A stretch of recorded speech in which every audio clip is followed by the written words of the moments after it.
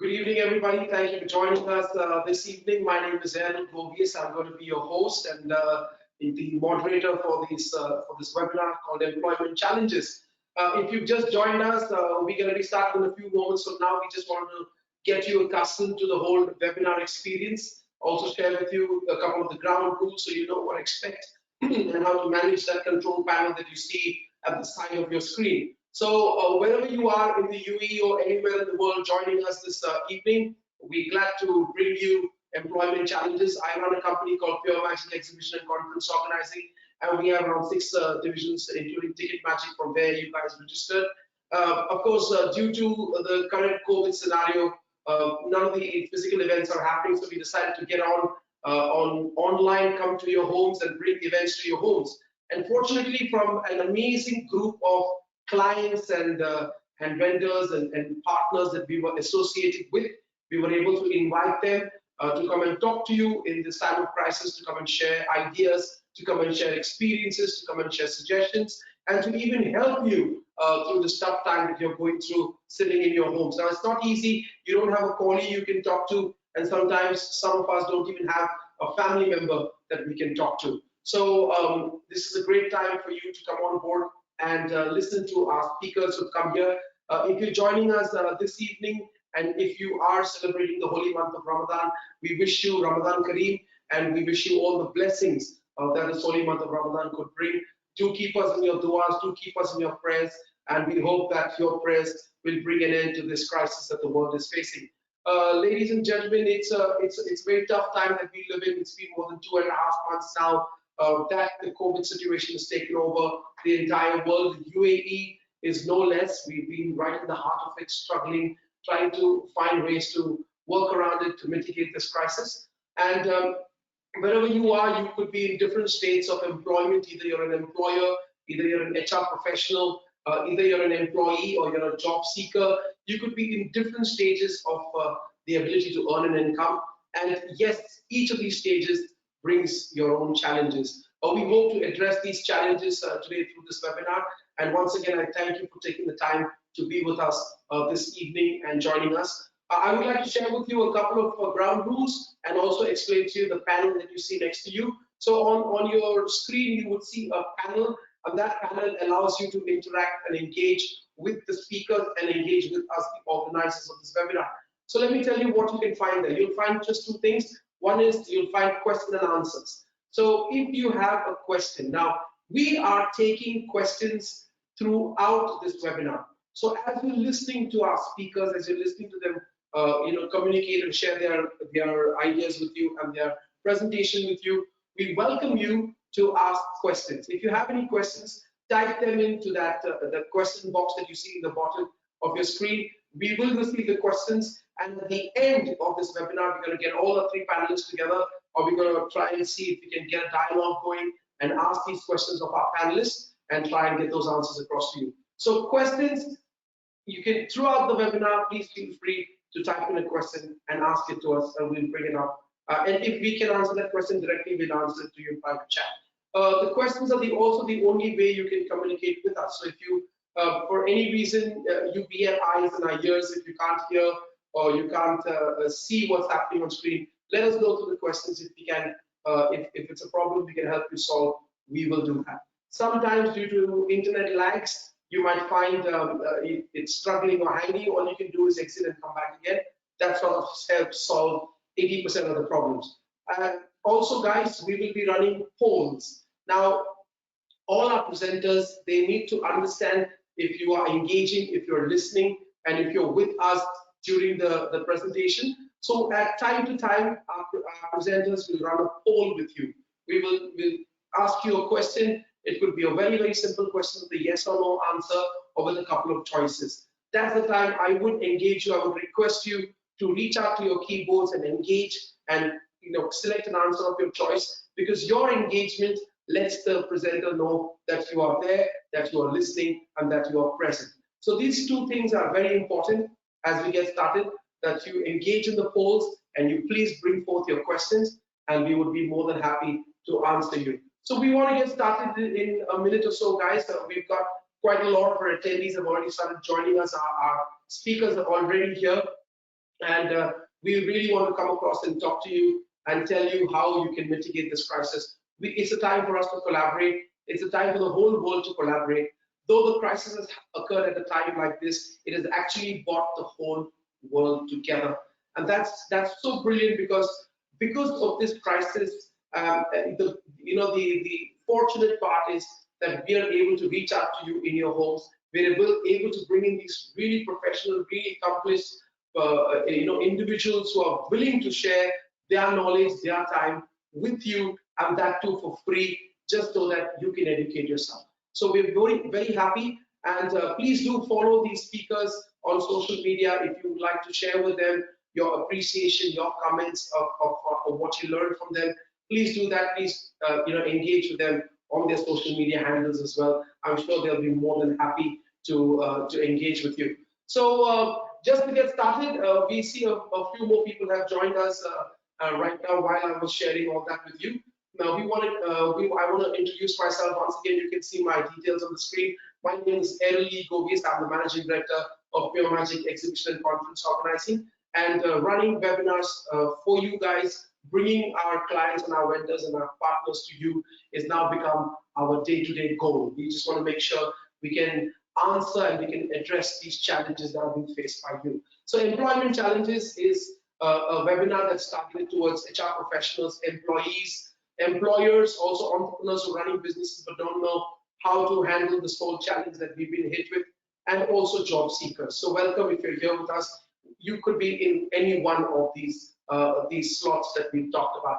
Now, my late father used to say that first find out what you like doing best, and then get somebody to pay you for it, and you'll never work a single day of your life. And that actually used to be a quote from Confucius. He used to say, first find out what you like doing best, and then get somebody to pay you for it, and you'll never work a single day of your life. Now, many entrepreneurs actually found out what their passions are and what they're called to do, and they set up businesses and they hired employees. Many employees join these businesses, join these organizations with the need to express their passion, to work for their passion, and to earn a living out of it. Many of you may be having another passion that you want to chase up on, and this could be a great time to explore those benefits as well. So I want to get started right now, and I want to bring up on screen one of our first speakers who's going to be talking to you guys. Without wasting much time, I want to invite her to the screen, and I'm going to bring her up in a couple of seconds. But I want to tell you a little bit about her and why we're so happy and so excited that she can be with us this evening to spend time with us. Now, this wonderful lady, I had a chance of interacting with her in the build-up to this webinar. She comes from a very, very strong academic background with a master's in psychology, an MBA in human resources, a diploma in NLP or neuro-linguistic programming, and also in training and development. Now, she's a training specialist, a life coach. She practices NLP. She's a keynote speaker, and she has founded her very own company called Thrive Training and Coaching, which is a training and coaching company, and it provides corporate training, coaching, and team building. Now, her educational background and her career, which spanned around 15 years with one of the world's top airlines, Emirates Airlines, as a learning and development specialist, enables her to use this unique synergy of neuroscience, psychology, and coaching methodologies in her work with her clients today. She's a very creative person. She loves designing and developing customized learning experiences, both for employees and for organizations that she's worked with. And over the past 1.5 decades, she has directly impacted the lives of more than 100,000 people from around 150 nations with her work in leadership psychology, excellence in customer service, and peak performance. We're so happy that she's here with us today. She's a passionate community supporter, and she's currently working actively with so many groups in the UAE, trying to bring relief and stress relief to people all across the UAE through her various webinars that she does. So, ladies and gentlemen, without wasting any more time, I would like to bring up on screen our first speaker this evening. Please help me welcome Ms. Mala Malhotra. Hello, Mala. Welcome to our webinar. Thank you for spending time with us. Hi, Errol. Thank you for an amazing introduction, Errol. I'm super excited to be with you all today. And being a training specialist and coach, I specializing in empowering your manpower and create happy workforces. Um, uh, Having worked with the top corporates in the region, as you just mentioned, over the last 15, 16 years, one thing that I'm certain about is happy employees create happy customers, which leads to happy business results, isn't it? So it's all about happiness. I'm going to leave you to it. Take over. The audience is all yours. Thank you, Arun.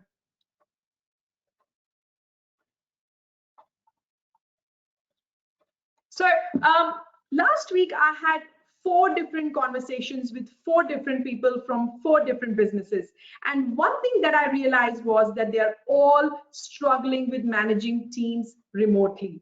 So before we begin and get right into our presentation slides, I would like you to participate in a poll. The admin team, guys, can you help me with the poll, please?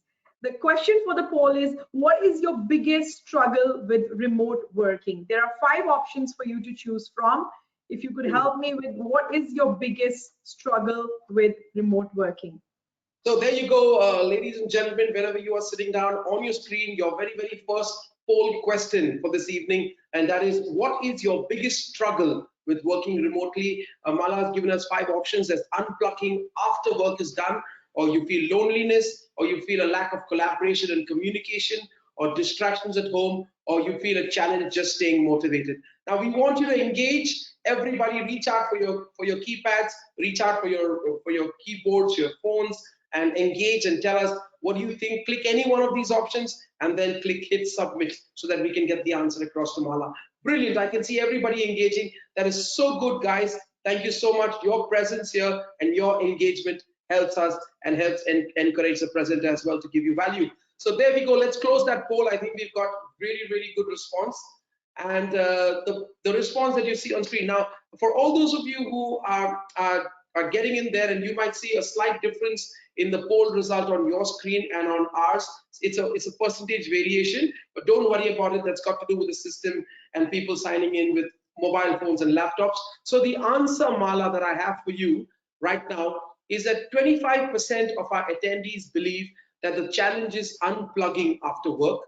2% face the challenge of loneliness. 25% believe that they miss the lack of collaboration and communication. 35% are bothered by the distractions at home, and 13% find it a challenge to stay motivated. That's your answer. All the best. Back to you. Thank you, Errol. I'm not surprised at all to see these results. As I expected, the biggest challenge that all of us, actually all 5 of these are the real challenges from the research that the people are facing currently when it comes to working from home, whether you're a manager or you're a team member. And we are definitely going to address some of these challenges. And I hope by the end of the session today, people have some nice tools and strategies put into place to make remote working happy, fun, and engaging. So without any further ado, I'm going to get right into the presentation. So when we all started with this work from home concept, one thing we all agree that this is totally new. New work patterns, new work routines. This is something that we have never experienced before. A lot of the companies were in fact quite rigid about introducing work from home and flexible working and all of that. And I would say when we talk about digital transformation, I would give all the credit to COVID-19 for this digital transformation that we have all faced in these times, right? So as we say, there's always a silver lining, and the silver lining here is all the parents and all the other working professionals who wanted to have this flexible working and who wanted to have this work from home introduced in their organizations, and the organizations were reluctant. Now we are all tuned into it. And who knows, when the time comes back for us to go back into our offices, we might just prefer working from home. And interestingly, as per one of the studies, the productivity is much more when it comes to work from home. I'm sure it won't surprise you, yeah? But the problem here is sometimes work from home becomes 24 hours work from home. Yeah, and that can cause burnout, and we need to make sure that the boundaries are well placed and they are not blurry. So we are going to today in this session discuss some of these things to make this whole remote working more engaging and more manageable, whether you're a manager or whether you are a team member who is joining in today. So in the beginning, when it all started, it was kind of interesting, it was kind of intriguing for all of us, and we wanted to see how it's going to work. And we were also, especially speaking about myself as a mother, was also a little bit excited about having to spend more time with my children and having to spend more time with my family. But right now, at this stage, considering that we've all been in this for a while, the reality has hit home. The monotony has started to set in. What do you think, guys? Isn't it? So it's not always fun and engaging when we talk about working from home. So through this session, I'm trying to create some spark and share some strategies to make it more workable. When we talk about work cultures or organization cultures, the three foundation elements of any strong organization culture is purpose, belonging, and trust. If you don't have these three solid elements in place, your work culture foundation would not be very strong. So I have kept these three elements of work culture in place when I talk about the strategies and the tools that we're going to discuss through this session. So if you are a leader who's listening to me right now, you would agree that in light of the current situation that we are in, three things are you must have already by now. Three things which requires rethinking and reinventing is vision. It's about where you want to go, that's vision. Strategy, how you want to go there. And the third thing is structure. Do you have the right people to deliver where you want to go? So while as a leader, you're busy figuring out your new vision, your new structure, and your new strategy, what do you think about your team members? What are they busy about? I'm sure it won't surprise you with all the redundancy news and other news being around. Your team members are a little bit anxious, confused, and worried about how they fit into your new plans, isn't it? So what matters most here? When we talk about manager's role, it includes ensuring that the deliverables are achieved. It ensures the performance is in place. It ensures a lot of other things as part of the manager's role. However, I feel when it comes to remote working in the current scenario, one pivotal role that a manager plays is to ensure that communication is in place. Your team members understand where they fit into the new plans of the leaders and the management. And when that communication happens openly, they all come together and they have a better understanding of trust and confidence in the management plans, and then there are more chances that they will support you in your new initiatives. So without any further ado, the first slide talks about managing remote teams from the aspect of managers and leaders, and the three building blocks that I have in place today is building trust. As we just talked about, building trust is ensuring that the managers and team members have smooth interactions and there is an improved communication, which can be sometimes challenging when it comes to geographically distributed teams. So as managers, you make sure that all the channels of the communication are open. Any opportunity that you get to meet the team, that is your opportunity to build relationship and to make sure that your team feels more trusted, your team feels that has a feeling of more belonging. So all that would go under building trust, and an important managerial role in current situation when it comes to managing remote teams. Another important thing about building trust is to make sure that since we are all geographically distributed and we're not physically working from the same space, ensure that there are well written out rules. So in office working environment, there are often written agreements about job responsibilities and your job roles. So with virtual working, those have definitely been impacted. So make sure, if you haven't already done so, you have written agreements in place. So if this is mostly, I believe most people attending in today are from HR. So if you haven't already done that, as part of the HR role, ensure that there are written clear agreements in place when it comes to job roles and job descriptions in the new normal that we are in today. Yeah. Also ensure that there is, as a manager, you're promoting equality and you're promoting transparency, because in the absence of that, your trust will be really impacted. Yeah. And I would say the antidote of trust is unhappy teams. So that's how important it is to ensure there is trust in place. Removing roadblocks. So the role of the manager is to make sure that the team is able to give the deliverables and they have all the resources and the information that they need. So ensure your teams have the resources when it comes to hardware, or when it comes to software, or when it comes to receiving all the necessary information that they need to do the job. So remove all those roadblocks that come into the way of them doing the job.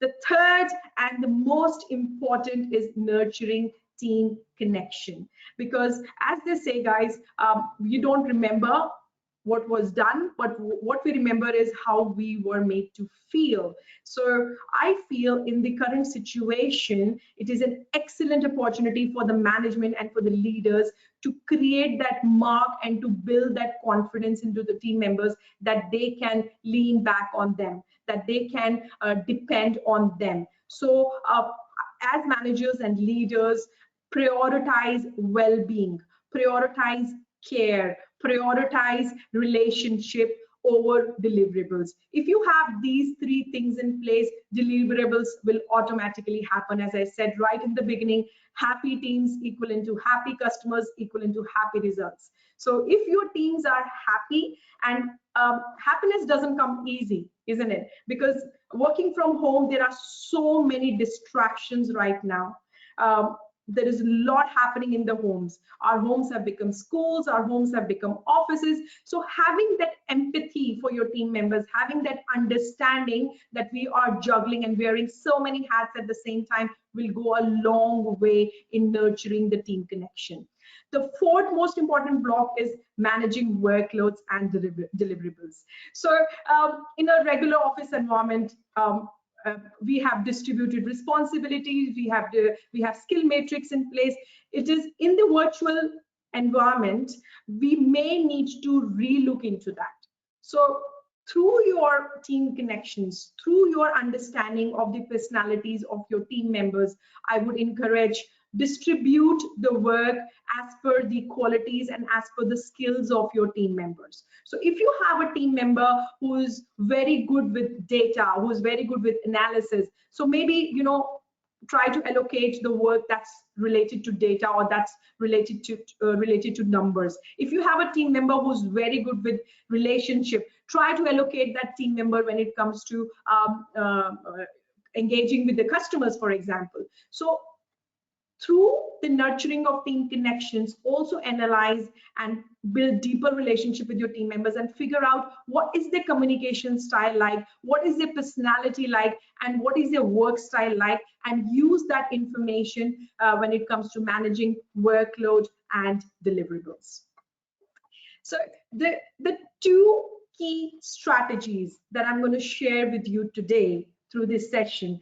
I mean, I would love to share a lot more with you, but being conscious of time, I'm focusing on two key strategies: keeping the work culture winning formula triangle, the purpose, belonging, and the trust, keeping the vision, strategy, and structure. Putting this all together, I'm going to hit on two strategies today, which will make sure your virtual teams or your remote teams are more connected with each other and there is an open flow of communication. The first strategy is huddle. So just like in your regular office environment, We do meetings, we have a huddle once in a week, once in a fortnight, and we just share some very important information with each other. I strongly recommend, as managers and leaders and even as team members, you continue to use the approach of huddle. The only difference is now that physical huddle has moved on to the virtual huddle. As you can see the picture right on your screens right now, that's an example of a virtual huddle, and you see a clock next to it. So that clock I have put purposely in place and giving you an idea. Try to keep the huddle short. There is excessive screen time in our lives today. And the fatigue level that we have from screen time is much more, it multiplies a lot more when it comes to the face-to-face interaction. Screen interactions are much more, they cause much more fatigue. So from that angle, if something can be said in an email, don't have a meeting for that. If something can be done, a meeting can be done in 15 minutes, don't take half an hour for that. So for that reason, I have tried to say here 10 on 10, try to keep your huddle for maximum 10 minutes at 10 o'clock every day. Try to have the same time. So, there's a better understanding of the team. Everybody knows that they need to log in at 10 o'clock. This will last only for 10 minutes, and share all necessary information that you can through this huddle.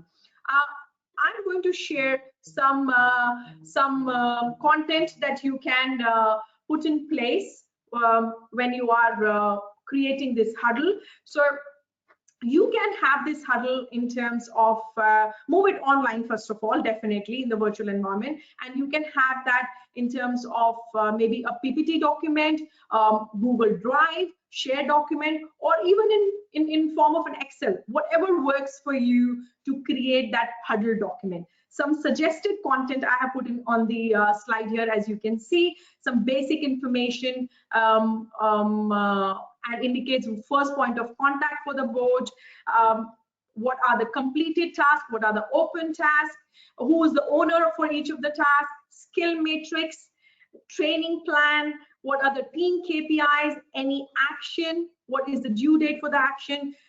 Make sure you celebrate team successes, have that as part of your huddle, and make sure that there is a proper communication in place, and if there are any points for process improvement as well. So feel free to take a screenshot or a picture of this slide that you have in front of you right now, and create your own huddle. I strongly recommend leaders not to drive this huddle bit. Let the team members decide what goes into this huddle.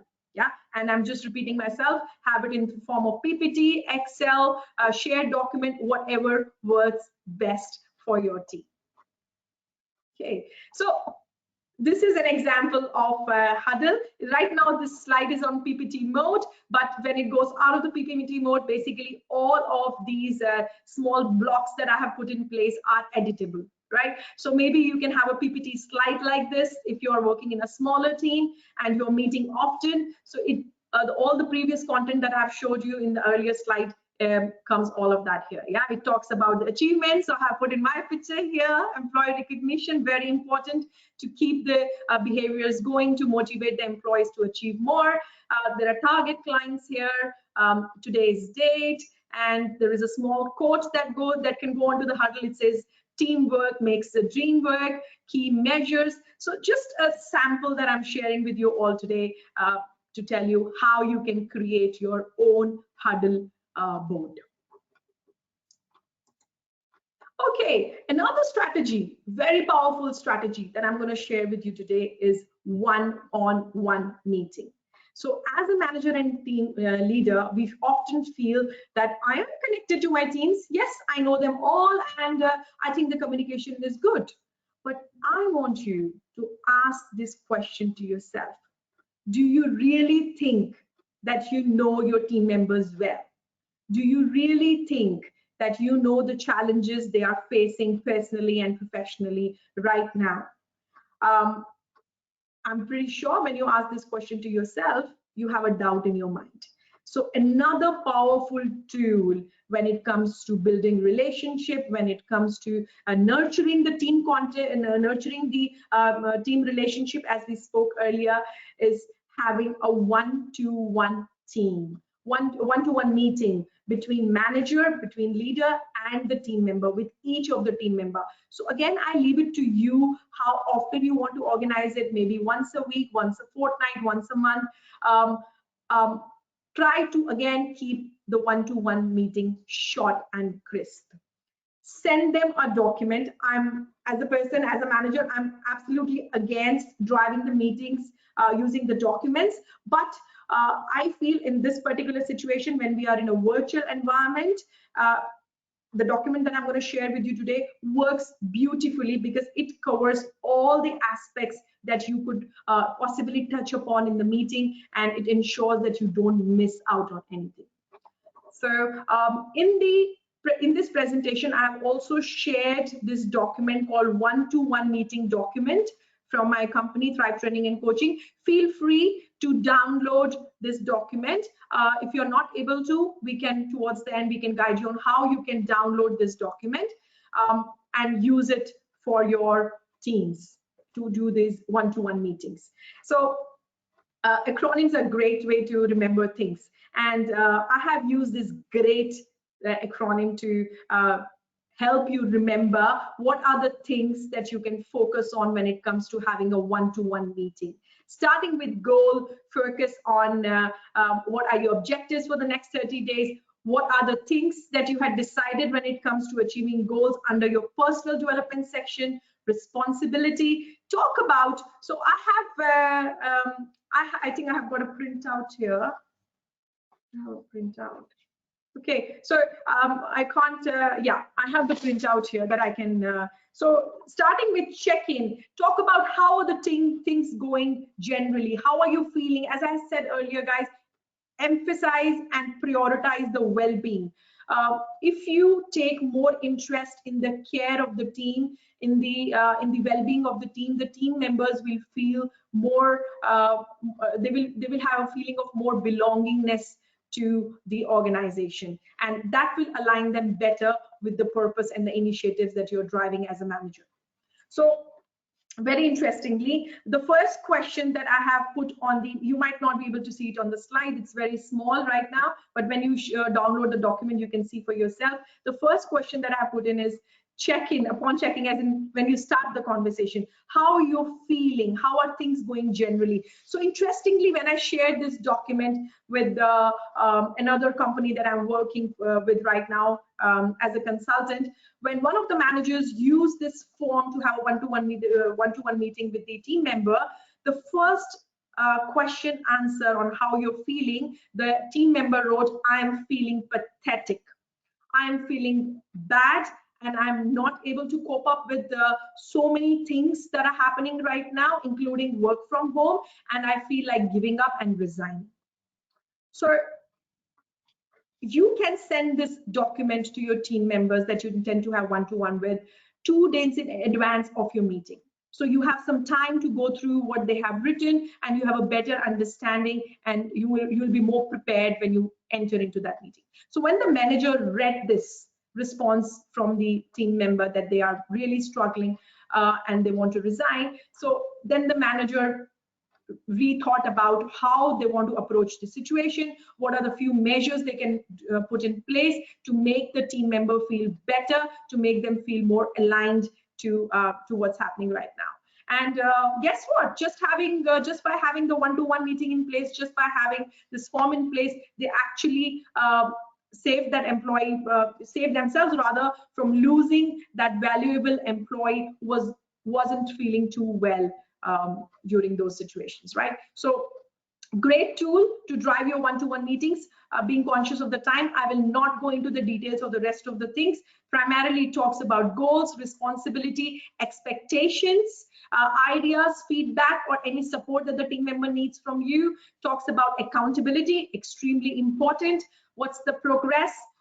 in terms of work, in terms of learning. Make sure you talk about your achievements as a team and as an individual. Make sure you also publicly announce and recognize those achievements when that happens, and make sure the meeting is timely, keep it short, and a mutually agreed time between the manager and the team member. Yeah? So you can download this document later on. Right. So my last slide today, we have talked about so far huddle as a strategy, virtual huddles. We've talked about one-to-one meeting between the virtual meeting, obviously, between the manager and the team member. And the last thing to ensure that there is better sense of belongingness, trust, engagement, and well-being amongst the team members is to have some team engagement ideas. And some of these ideas include, this is just some random ideas that have come up with and have worked with the organizations that I have previously worked with. Obviously, that was more in physical environment, but I feel these will work perfectly in a virtual environment as well. Have some fun days, for example, Mythbuster Monday. So it's very natural for people, to be worried about so much redundancy news that's going around in our environment, so many myths, rumors, and gossips. They just get invented in these situations. So have something called a Mythbuster Monday, wherein you allow all the team members to put in their questions anonymously, obviously, and answer those questions from the leaders and the managers' perspective. Yeah.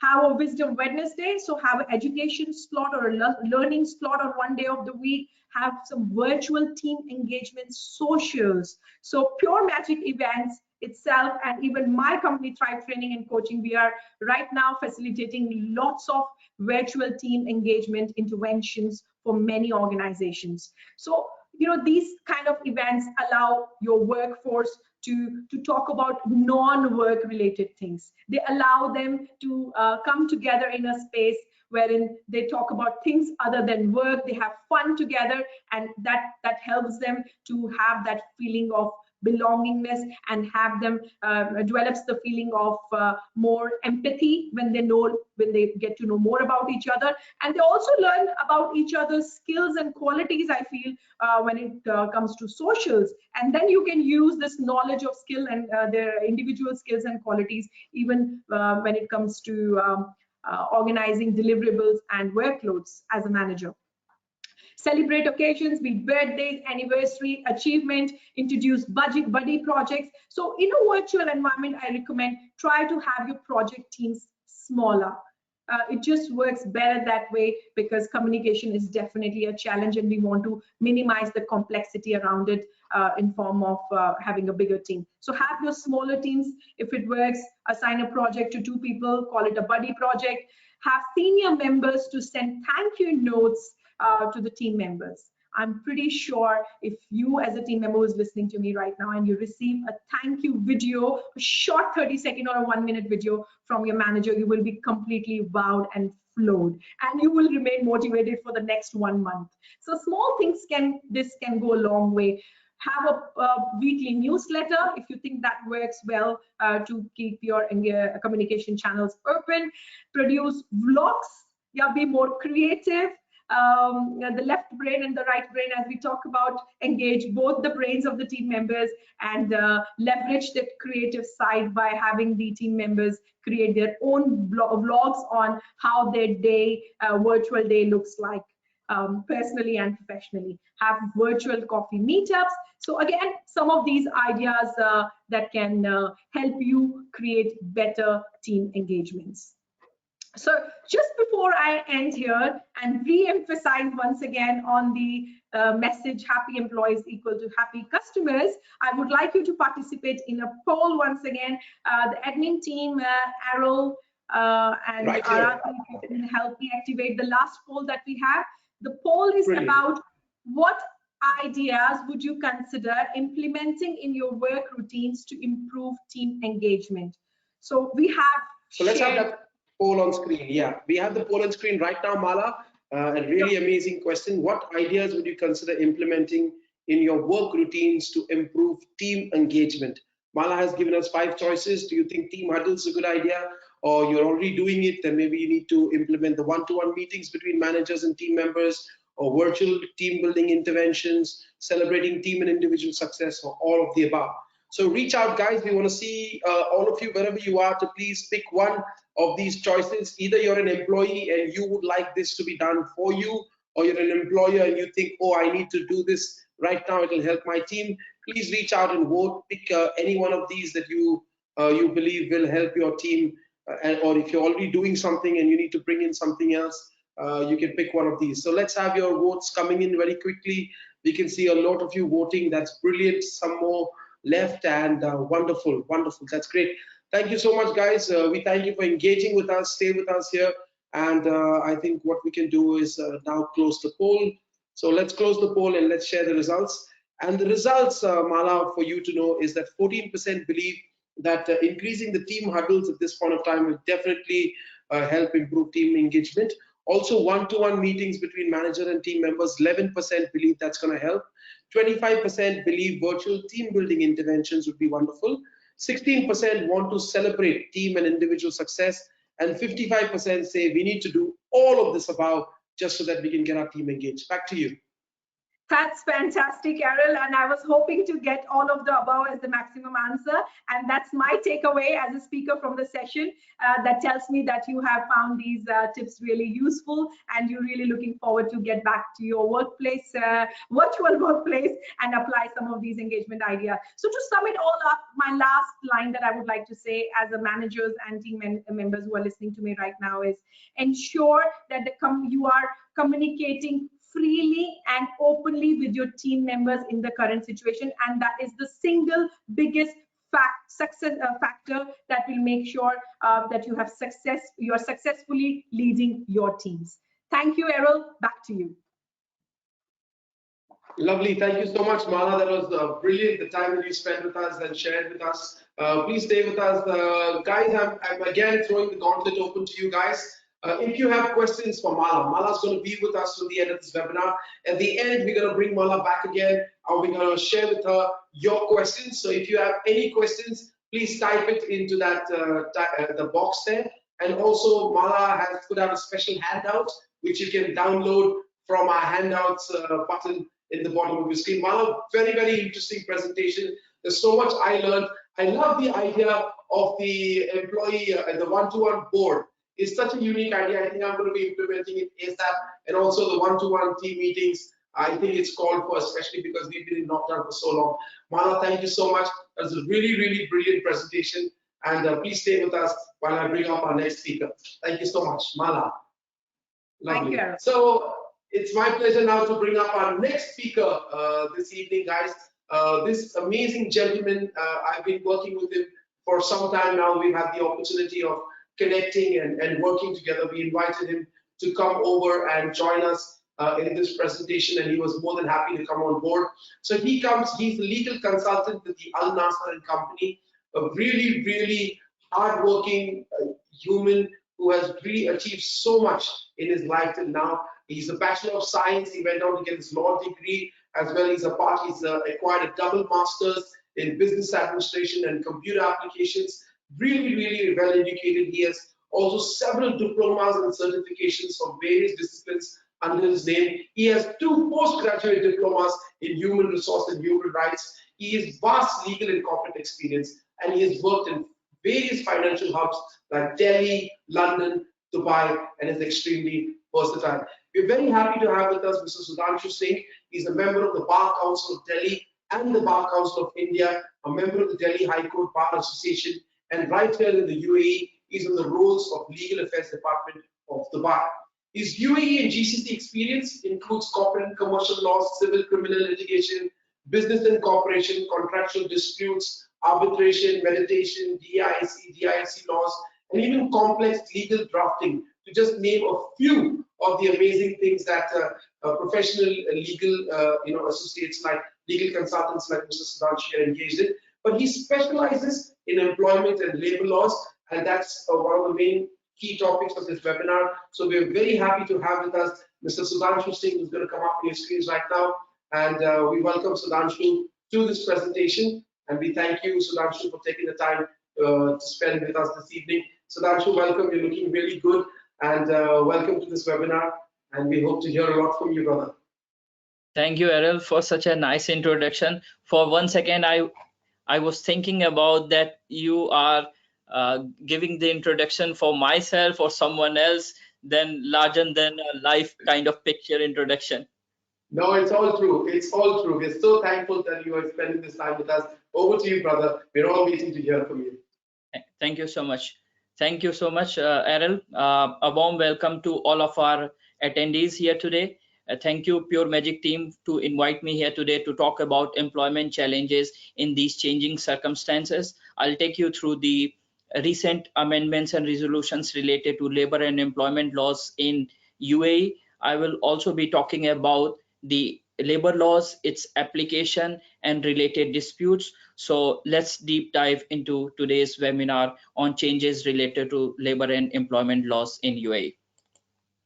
It's a quick disclaimer for everyone. We'll skip that part. And these are the topics which we will be discussing in today's presentation. It will be related to labor laws, types of contract, non-compete clause, accidents at work, case study, ministerial resolutions, and some random but very important facts related to labor laws and its application.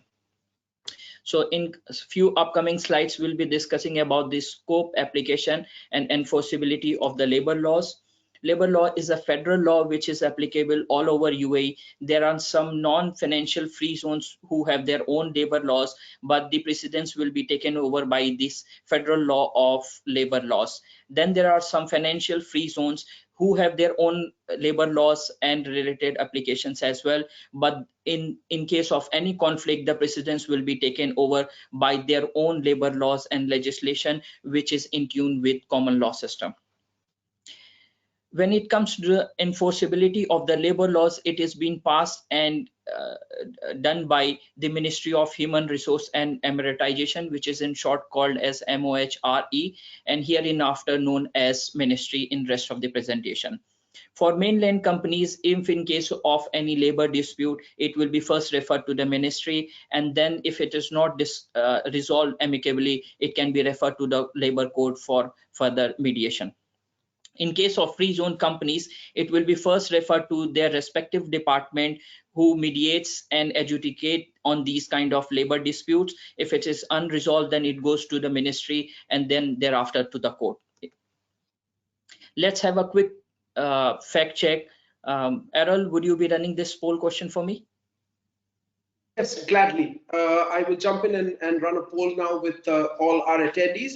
Attendees, you're requested to reach out, and this is the poll question that Sudhanshu is asking from you. My company is asking for money against the visa processing charges. Is the employee liable to pay visa charges to the employer? We want to understand from you guys, what do you think? Is it a yes or a no? Or have you paid? If you have, maybe you want to say yes, or maybe you believe it's no. We want to see more of you voting. Please reach out to your keypads, to your keyboard pads, to your mobile phones, and tell us, what do you think is the right answer? Should a company be asking from the employee to pay the visa charges to the employer? So there you go. We've got a lot of you have come in with your votes, and I can see a lot of you have a mixed view, and that's very interesting. And let's close the poll and share that information with Mr. Sudhanshu. So Mr. Sudhanshu, 3% have actually said yes, which could probably mean that they have paid at some point of time or the other, and 97%, of course, say a very indigent no, that they don't have to pay. Back to you, sir. So that's the correct answer, and it's absolutely illegal in UAE to ask for any kind of remuneration or compensation from employee, whether it's prior to visa processing or post visa processing, in lieu of these visa charges.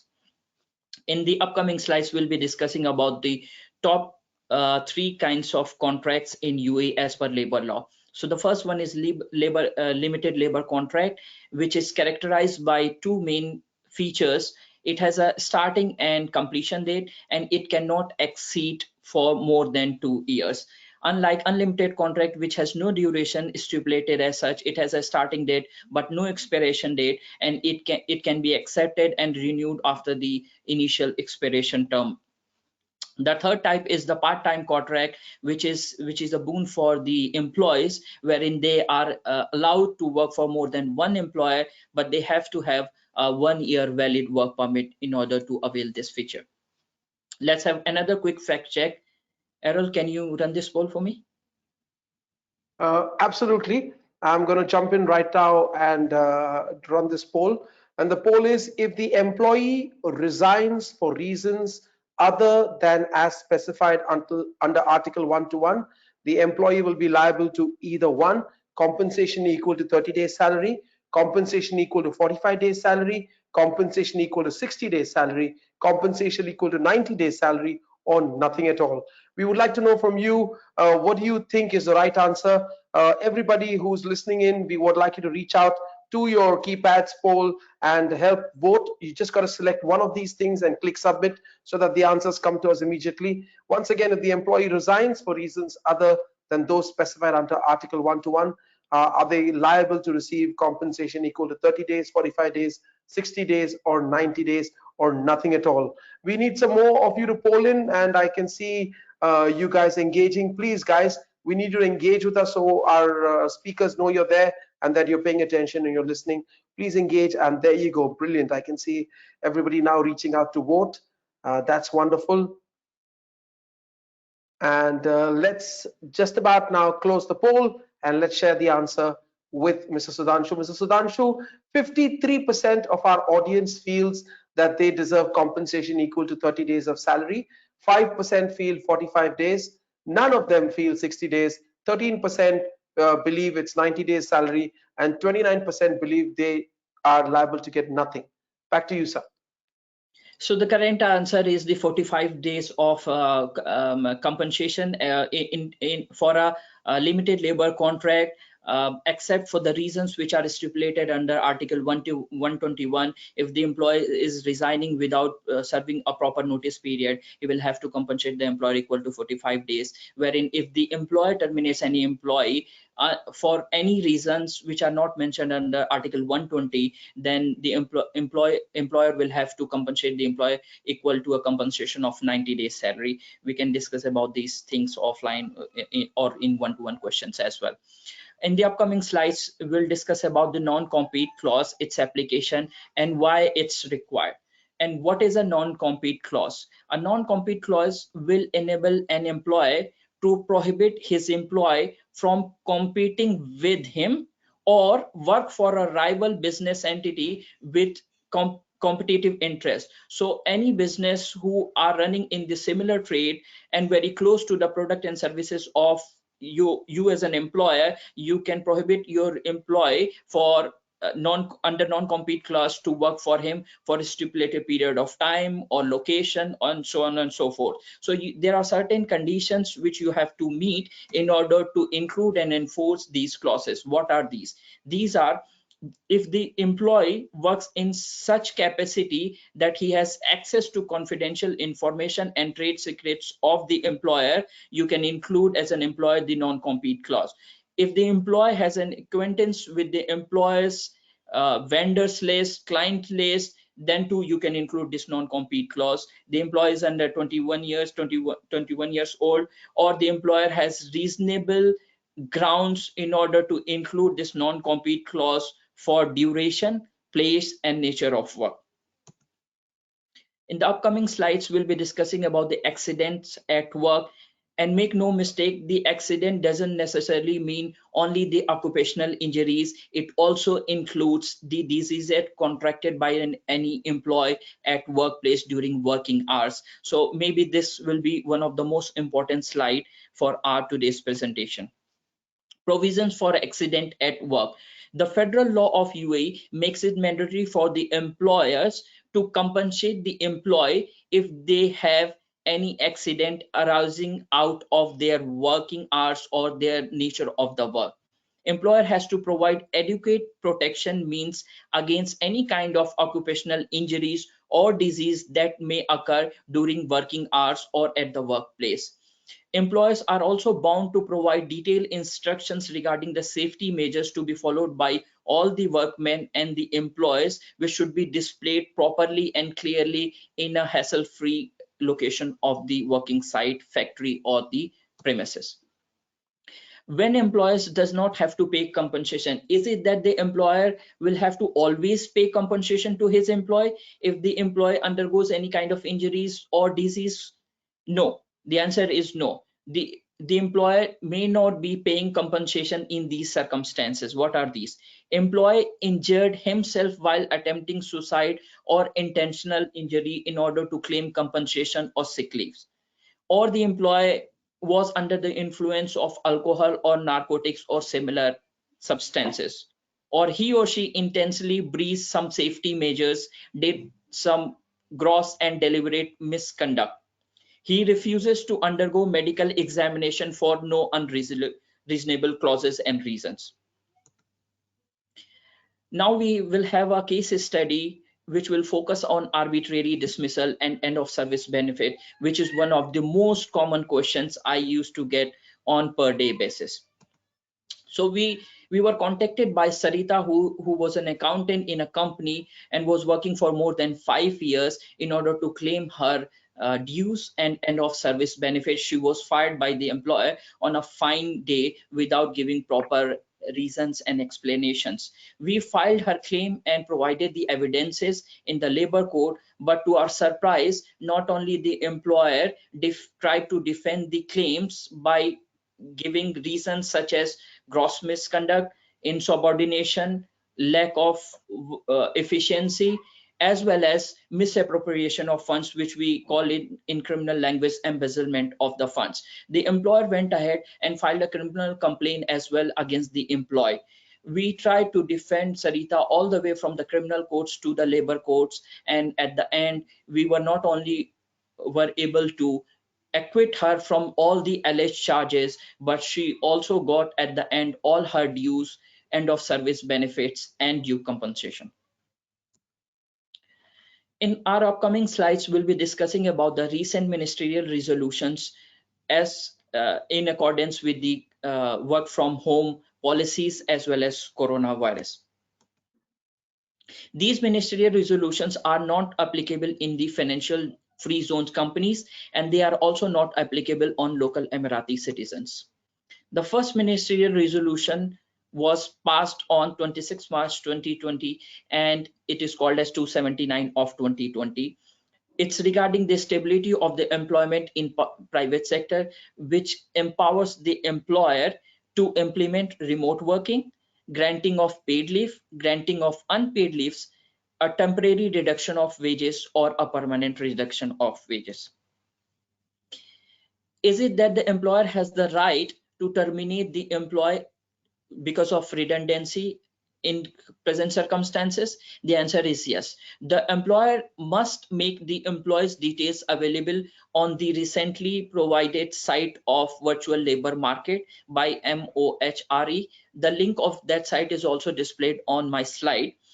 If the employee is terminated because of redundancy, the employer will have to continue paying the expenses for housing if it was provided as an employment benefit, and other entitlements if these were excluding, if these were not included in the basic wage. So if there was a basic wage component and there was allowance and entitlements, the employer will have to pay those as well till the employee gets another job with another employer or exit out of UAE.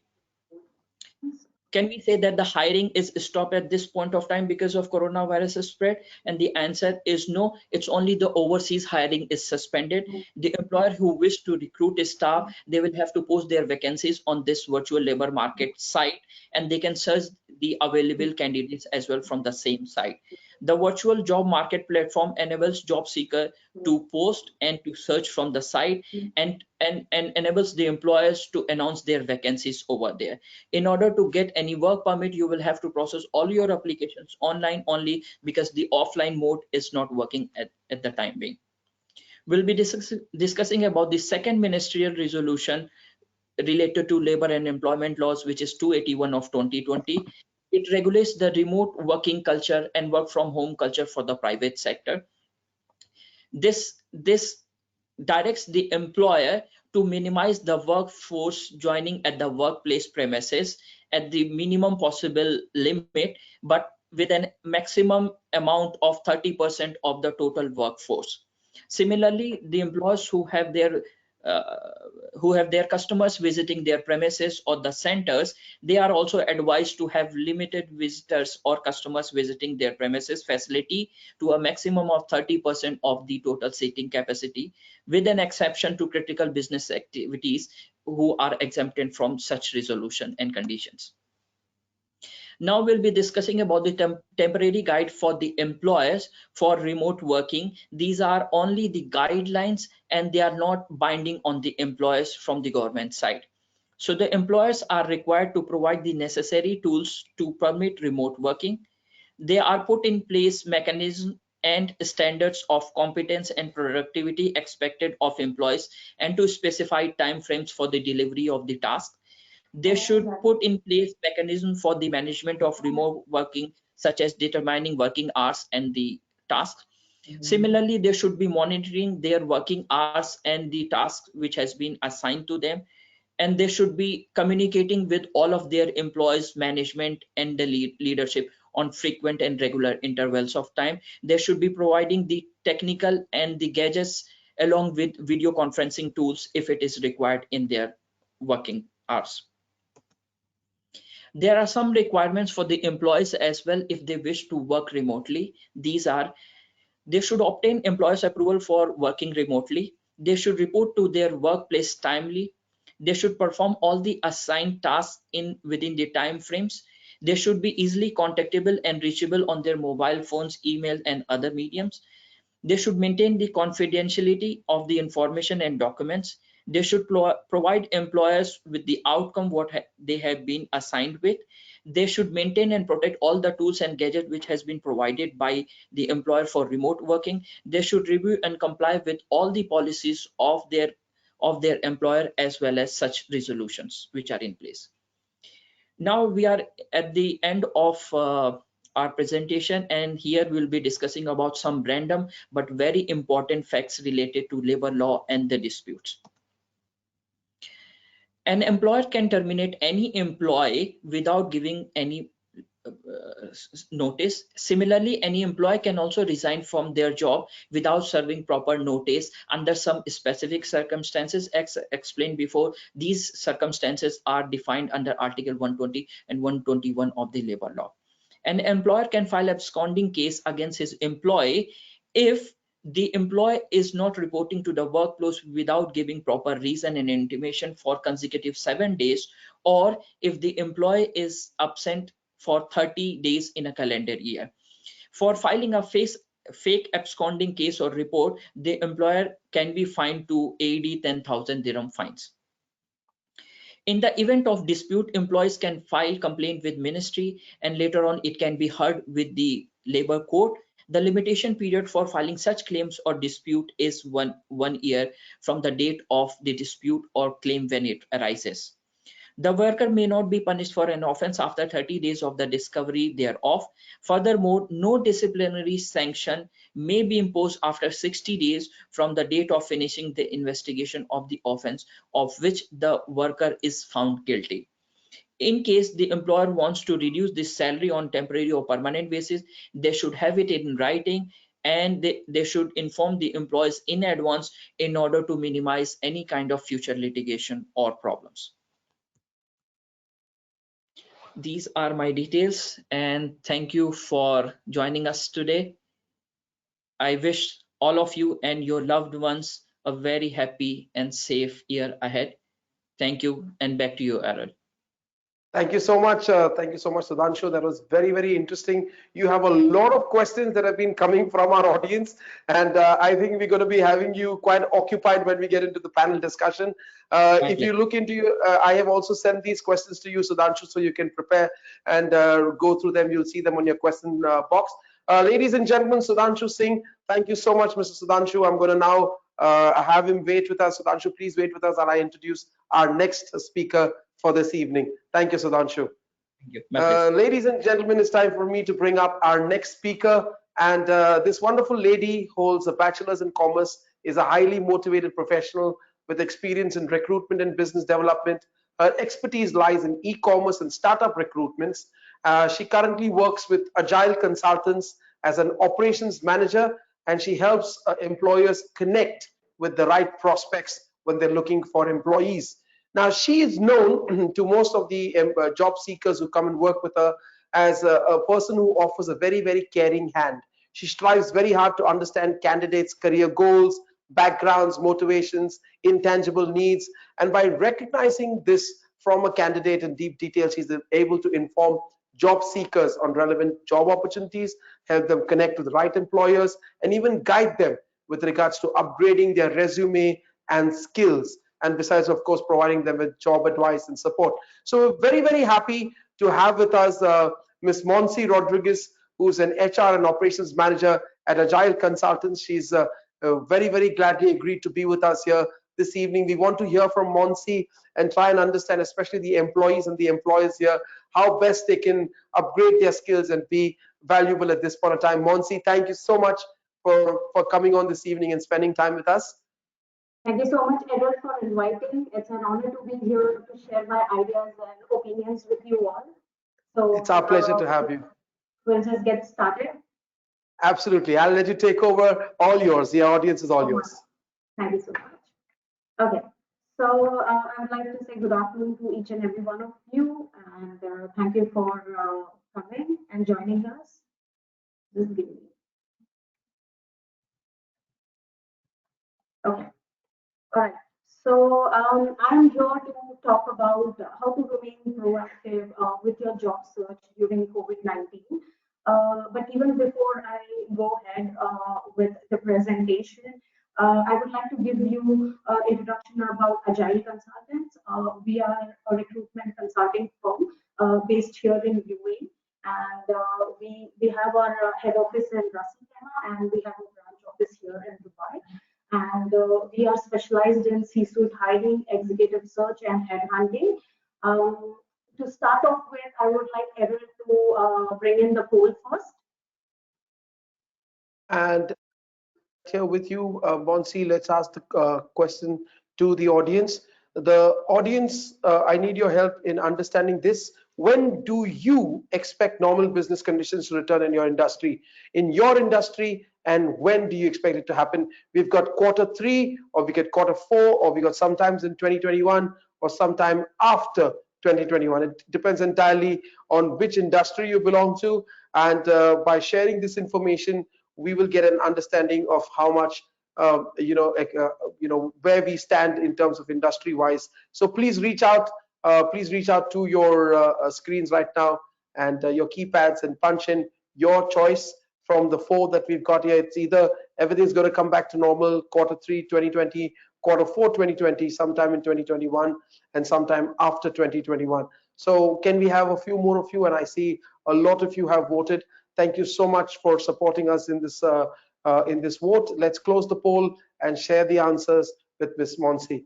Ms. Monse, 16% believe it's going to be Q3 of 2020. 16% believe Q3 of 2020. 43% believe it's Q4.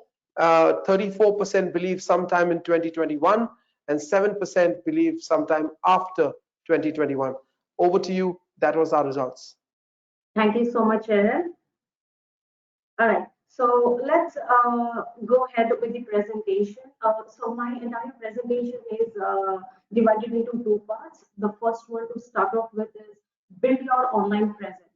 So update all your profiles as maximum recruiters check your social media accounts to verify your details, and ensure that you have up-to-date CV, cover letter, LinkedIn profile, and it has your past experiences, your educational accomplishment in a systematic fashion. Make sure you also include following information, that is your contact information, your age, your gender, your nationality, your LinkedIn profile link, as well as a professional picture. Agile Consultants was doing a free CV review last month. where we noticed a large number of applications that we received had this major information missing. So there might be a possibility that your resume might miss the screening process because these informations are not there. All right. So make sure you have all these details in your CV. We would soon be starting off with the CV review session as well, where you can submit your CVs to us, and our consultants, me, myself, and my team would be reviewing them. All right. So we'll move on to the second.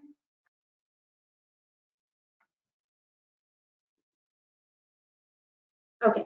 So the second one I would like to talk about is networking. As we all know, networking is very, very important these days. And if you are a job seeker, it's my suggestion that you should spread word across to your connections about your job search. It can be your past colleagues, your family, your friends, maybe someone from your LinkedIn connection. So let them know about your job search. There may be a possibility that they are aware of certain vacancies which is matching to your experience. So spreading a word across and networking is very, very important. Also be mindful of the current situation and not just demand or expect them to help you, but concentrate on building a communication and rather than only focusing on your need. Yeah. You can continue applying for jobs through our job portal, our company's website, our recruitment agency page, social media like LinkedIn and Facebook.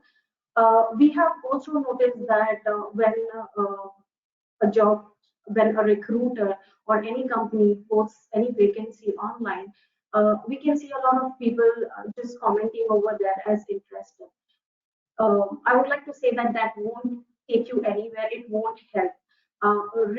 Make sure that you read the entire job description and apply only when you think that you are eligible for that job. Because just writing interested, you won't receive any reply or any feedback from the one who's posted. Yeah.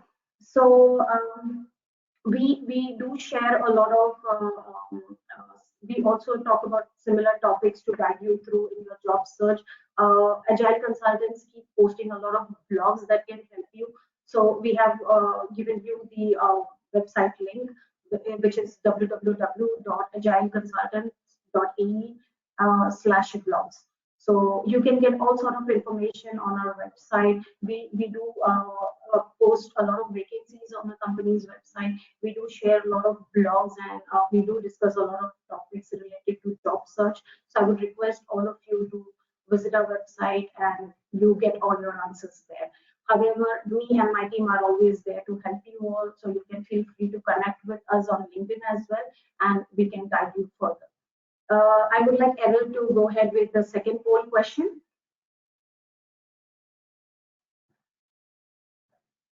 All right here, I'm just going to jump in now, and we load up the poll on screen. So there you go. Everybody reach out. Which platform has returned you the best results in terms of calls and interviews? Which platform or social media platform or any other platform has returned you the best results in terms of calls and interviews? It's either applying directly on a company's website or through a job portal like a Naukri.com or a Bayat or any job portal of that nature, or by networking on LinkedIn, or through a recruiter or recruitment agency, or through an online referral or offline. So we want you to reach out and share with us your views on this. Everybody who's watching in right now, reach out for your keypads, for your phones, and tell us what do you think. All you need to do is pick one and click submit, and we'll get that result coming across. So wonderful. We can see a lot of you have voted. That's really brilliant. Thank you so much for voting. Let's close that poll and share the results with Monsi. And the result is that 11% believe that direct application on a company's website helps. 20% have used job portals like Naukri or Bayt, etc. 29% do a lot of networking on LinkedIn and believe that helps a lot. 20% through a recruiter or recruitment agency, and 20% through a referral or through an offline contact. That's your answers. Over to you, Monsi. Thank you so much, Aaron. This will really help us further to understand more about our job seekers and help them finding a job. However, I would like to thank you all again for joining us for this webinar, and we look forward to your questions. And over to you, Aaron, now.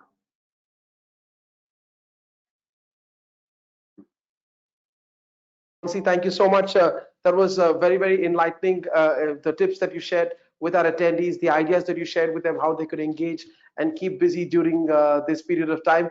Thank you so much once again for being with us.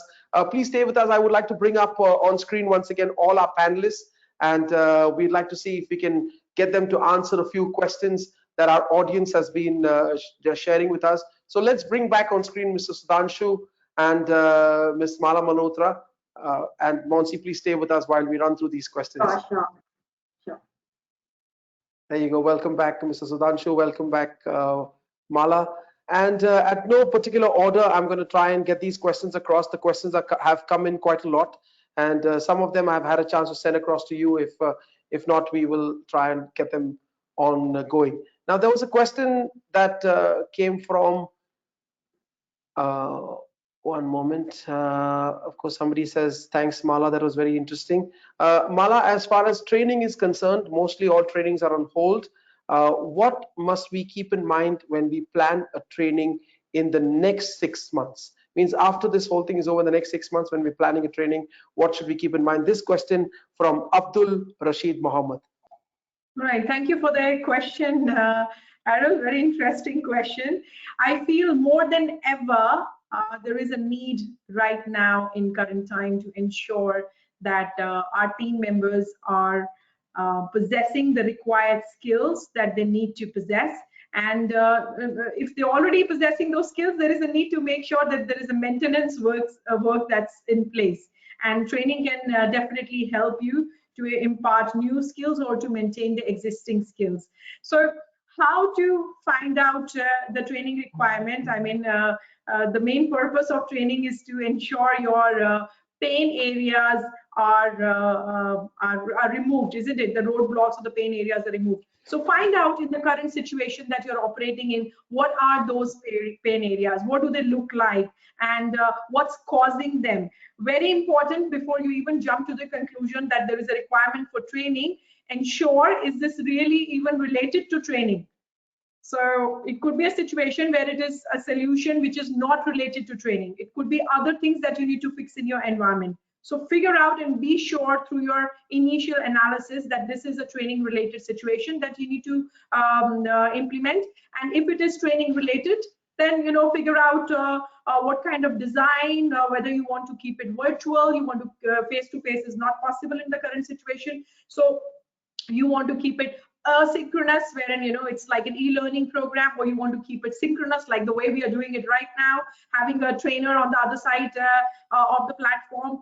So think about the design, think about involving a subject matter expertise in creating that curriculum, and definitely make sure that the team members are in need for that program. So never ever enforce anything on them. Make sure there is a good buy-in, do a initial survey analysis and figure out what are their needs, what do they feel they need right now, and ensure that you do a solid evaluation of the training program at the end, so you can show the shift from A to B, where you were and how this training program has helped you to move from A to B. That will ensure there is more buy-in for training programs in the future from team members, and will also ensure that you are very well aware that these programs are actually hitting your bottom line.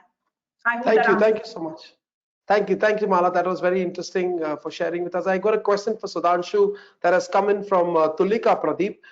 It's a very to the point question. She says, is it okay for companies to ask for charges for Emirates ID, for the amount spent on procuring an Emirates ID? So as I explained that it's completely illegal for the employer to ask for any kind of visa charges.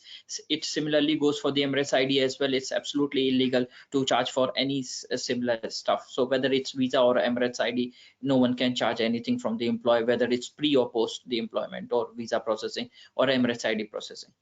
As a follow-up to that, Sudhanshu, Vinita Mascarenes wants to know that if an employee resigns within 6 months of renewing a visa, so we've renewed his visa or her visa, but they've resigned within 6 months, can we charge the cost for the balance of the months, or would it undercome the same plan that you cannot charge any such charges? No, so the labor law says that the rule is little different for the limited contract and unlimited contract, but let's assume that it's a limited contract. And if the employee has resigned in this period of time, so the labor law says that the employee will have to compensate the employer for equivalent amount of 45 days of equivalent amount of salary, or the remainder period of the contract, whichever is less. So let's say that there was only 15 days remaining in the contract, so the employee will have to pay only a compensation equal to 15 days, but here in it's only 6 months that has passed, so almost 1.5 years is left out, so the employee will have to pay 45 days of compensation to the employer, considering that it was a limited contract. Very interesting. Also, Michelle Lynn wants to know, what is Article 121, Mr. Sudhanshu? So as I explained in my slides as well, that there are two articles which talks about the conditions wherein the employee can resign without serving a notice period to the employer, and vice versa, when the employer can terminate any employee without giving a proper notice period to the employee. So Article 121 talks about the conditions wherein the employee can be terminated without giving such notice period thing. I mean, the employee can be terminated immediately. Brilliant. We have something for Monsi. Monsi, first of all, Mr. Abazar Hug says that you're doing an amazing job with Agile, and they love the content and articles that you share on your LinkedIn platform. So that's a great way of letting the rest of the audience know that they can go and access your Agile's LinkedIn platform. But there's a question from Enrica D'Souza, who says, are there any chances to join as an HR if you don't have any experience in that? And if there is a chance, then how, or what they can do, what can Enrica do to get in there? Okay, sure. Well, talking about Agile, we try and stay digitally active as much as we can, and that's how exactly we kind of make sure that our job seekers are getting all the information that's there in the market with regards to anything, and we give each and every updates on our social media platform possible. Going back to Enrica's question, yes, I think there are many recruitment agencies and many companies out there who are still open to hire people who doesn't have any recruitment or HR experience in the past. She might join as an HR intern to start off with and learn everything, and then slowly and gradually shift into maybe few recruitment agencies if she's interested to take that exposure, or maybe join any company. So it is not that you have to know the recruit. You should have to be from the recruitment background particularly to get into it. You can. There is always that you can always learn new things.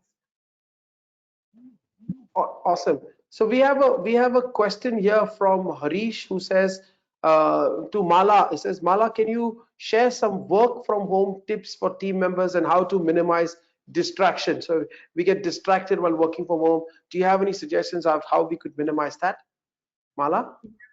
Thank you, Errol, for the question. Yes, work from home is a new normal, and definitely we need to have certain strategies and tips in place to make sure that we don't have a burnout. As I shared with you earlier, some of us are being much more productive, which is good, but one reason for that could be we are working way longer than what we used to work in the office, isn't it? So we need to make sure that we have these clear boundaries in place and to ensure that there is no burnout. So starting with ensure there are set clear working hours. If the work finishes at 6 p.m., that's it. You don't touch your laptop and your workspace after 6 p.m. and ensure there is a workspace in place, because be it a small table in any corner of the house that you like. Avoid bedroom, because then you're mixing up the energies, but having a workspace in place will ensure that you are showing up. So when we get dressed up in the morning and we go to the office, we are doing that act of showing up. So having that workspace at home just facilitates that showing up. So ensure you're dressed up in active clothes, not in your pajamas. Again, because clothes send signal to our brain in terms of how we should be performing. And when you're dressed up in active clothes, you perform better. As they say, you look good, you feel good, you feel good, you look good. Also, another strategy would be to ensure that you take breaks. So there is a certain amount of feel-good hormone that we all need as human beings in a day's time. And that feel-good hormone, depending on social interaction, is on all-time low right now. So make sure that you're reaching out to your team members, your family members, and you're taking good breaks to facilitate that social interaction. The last part of your question is to minimize the distraction. Communicate with your team members, your family members rather, and tell them that these are my work hours. If you are from a field which involves more creativity, you are an interior designer and you need to be more focused on your work, one tip to avoid distraction is to maybe put a signboard outside your door, so your family members know that this is your focus time. So nobody disturbs you during that time. So communication, whether it's your family members or your team members, would avoid that there is less distraction during your work hours. Interestingly, there are lots of apps that are available these days to avoid these distractions. And one of the biggest distractions that we have in our life today is this arrow, isn't it? So to minimize this distraction, we have certain apps in place. To name a few apps, you can go and check it out, what suits you. There's one app called Moment, another one Freedom, Self-Control, Focus. My favorite one is an app called Forest. Do check this out, guys. This app basically, you activate this app, it lasts for an hour, and if you don't touch your phone for an hour, it allows you to develop your own forest. So one tree grows in 1 hour, and if you touch your phone before 1 hour, your tree dies. So so some fun activity that you can have, with your team members. You can build a forest with your trees and manage distraction. I'll be tilling barren land, Mala, if I download that app all the time. I think most of us would, but thank you so much for sharing that amazing idea with us. I've got a question for Mr. Sudhanshu. Sudhanshu sir, Vinita wants to also know that if labor and visa is cancelled, can the employer keep the passport until the employee exits the country or shows new proof of employment? Is that legal? So in general, the passport thing is a very sensitive issue, and there are some guidelines. There are no specific regulation, but there are some guidelines under which the employer has the right to keep the passport of an employee, especially after the termination or resignation. After finishing the contract, it's not completely legal for the employer to keep the passport. Why they want to do that is just to make sure that the employee is either getting a new employer or exiting out of country. Otherwise, they start getting fines, and then all the problems related to their labor card and immigration starts developing. But then they have this right to immediately file an absconding case after the last date of the exit. So let's say if the employee is getting 30 days to exit, on the very next day the employer has the right to file an absconding case against the employee who is defaulting on that, and then it will be down to the immigration and the police officers to catch that person and put a ban or make them exit the country. But as such, I cannot really say that it's illegal for the employee to keep the passport. Brilliant. And it also to Mr. Sudhanshu, in resolution with regards to continuation of housing allowance applicable to free zones as well? Yeah, not for the financial free zones, but the non-financial free zones are basically covered under all the kind of resolution and the basic labor laws. Okay, brilliant. I have just one more question for Mr. Sudhanshu before I jump to Ms. Monsi. It says, one second. Yeah, this is a question coming from Renira, and she says, sir, if we are in a situation with no salary for the last 4 months and the company has decided to send the employees back home to their countries on unpaid leave until further notice, do you think it's a wise decision to leave now or to wait and go legal? I think this could be a question on many people's minds. So when it comes to these kind of sensitive issues, there are two different kind of answers which I can give. One is completely legal, what they are asking from the legal point of view, and then there is a practical approach. practical view to solve that situation. So if I tell a legal solution, it may not work in the favor of the employee. But if I give a practical solution or maybe a semi-legal and practical solution, it may be helpful for the employee, because ultimately what employee needs is a security, his or her dues, and so on and so forth. So if I say you go legal straight away, the problem is because of so many resolutions, the government is little lenient about these kind of cases as well. Then when you file the case, either you stay back in the country, and how would you survive to take over these cases for any years or 2 years of time? So you don't have money and place to stay. How would you face these cases? How would you attend court cases? How would you hire a lawyer, if at all you want to hire a lawyer? And how would you pursue all these cases up to 1 year or 2 years of time? So the practical Very situation practical. is to have an amicable settlement, and if the dues are of great amount, then obviously you can hire a lawyer, you can raise the complaint, you can register the case, and then you can probably exit the country before it goes to the court case, because once it goes to the court case, then you cannot exit the country as well.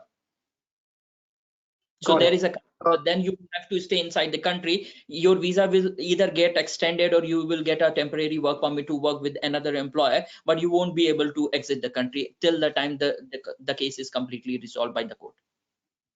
Got it. So thank you so much, Mr. Sudhanshu. I have a question for Monsi from coming in from Tulika Pradeep. Monsi, Tulika says that she was working for 6 months earlier, and then she joined the company for just 1 month, and then they closed down the operations in UAE. Do you think she should include that 1 month work experience in her CV and share it with other recruiters? What do you think?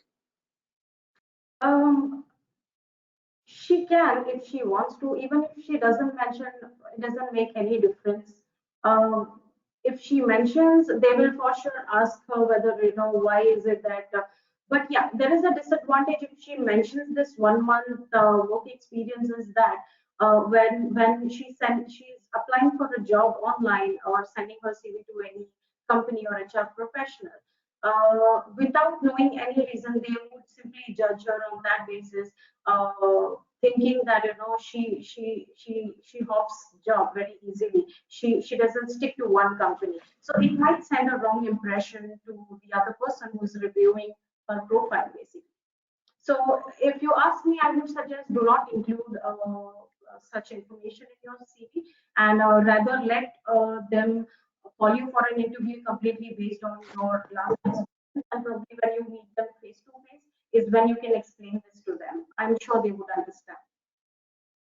Brilliant. Thank you so much, Monsi. I want to just follow that up, that question up with another one from Tulika, who also says that she's been looking for job opportunities for some time in the UAE, but most of the jobs that are showing on the portals are updated around 2 months back. So do you think these are still relevant, or do you suggest certain places that she could look out for a job during the COVID-19 situation? What do you think?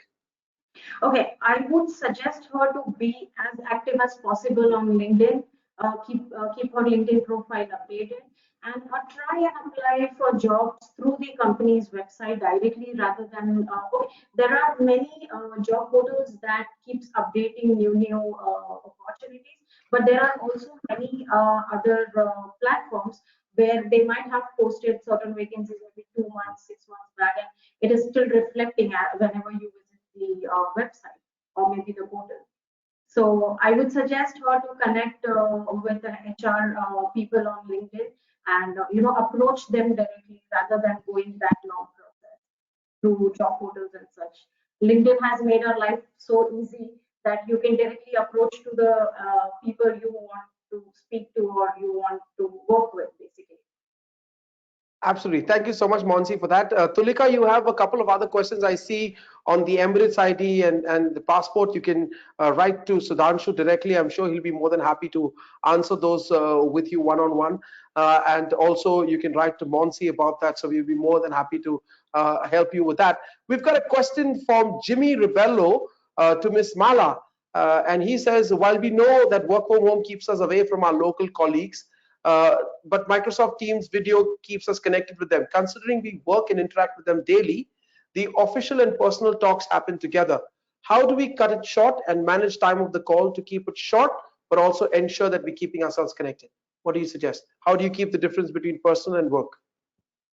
Yeah, again, the lines can be blurry at times working from home, and it's important to manage that, because then, the credibility that we have coming out of the teams, of the meetings, team meetings, people will start losing that credibility, and there will be increase in no-shows and absenteeism when it comes to meetings, isn't it? We've all been there. We've seen that happening in our physical office environments. So talking about virtual, and I think the team moderator or the leader who's managing that team plays a big role in ensuring that you stick to the agenda, you communicate the team meeting agenda well in advance, and make sure you stick to that and you don't go away from that agenda. Yeah, circulate the meeting minutes at the end of the meeting. Keep the communication channels open, and to make sure that people are getting enough avenues to talk about their personal lives, about the personal stuff that they want to share, and it's definitely lacking in the current situation. You ensure that you are organizing good enough team engagement activities wherein people get the chance to vent out and talk about what's happening in their personal lives. Brilliant. Thank you so much. And I've got a question from Mr. Sudhanshu from Akhilesh Ram. Mr. Akhilesh says, once the employee is terminated or resigned, the remaining annual leave, should that be calculated on the basis of basic pay or full salary? Of course, there are also a couple of other questions on the calculation of gratuity during this time. So Sudhanshu, if you can sort of enlighten us on that. So this is a very complicated question to answer at this point of time, because there are two different kind of contract. As I explained, there is a limited contract and unlimited contract. This gentleman did not mention that it was a limited or unlimited contract. And then there is a regulation that the benefits which you are trying to calculate is under 1 year of employment, from 2 to 3 years, or 5 years of employment or above than that. But basically, if I talk about a straitjacket formula, all the benefits are usually calculated on the basis of the basic pay, not on the basis of the total wage or the total pay.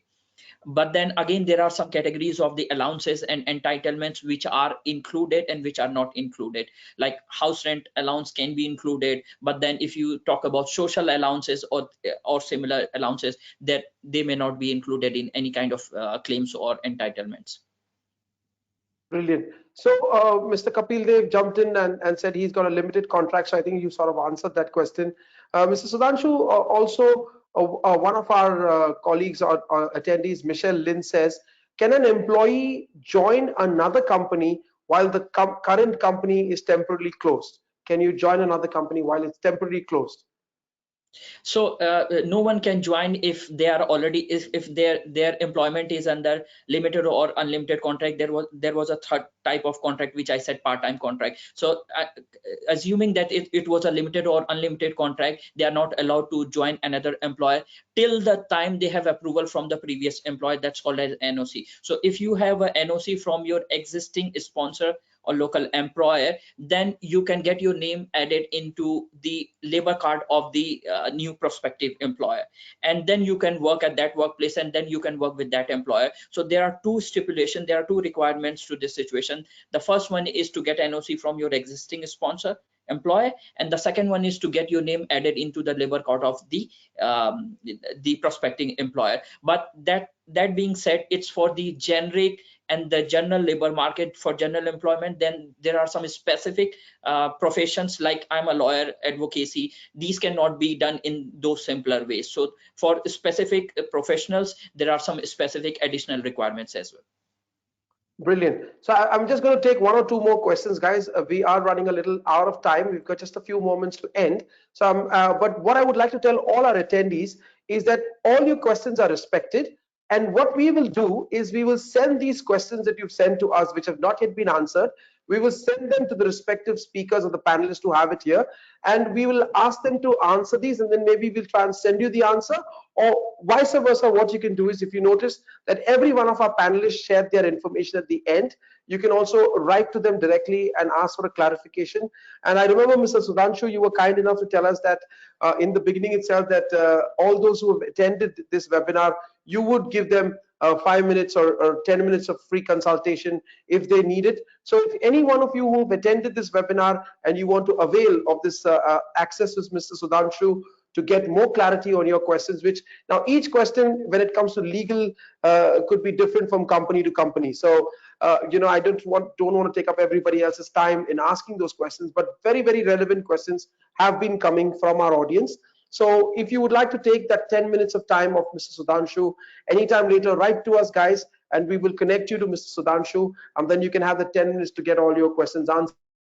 So I've got a question for Ms. Monsi, and that is, one moment, let me see.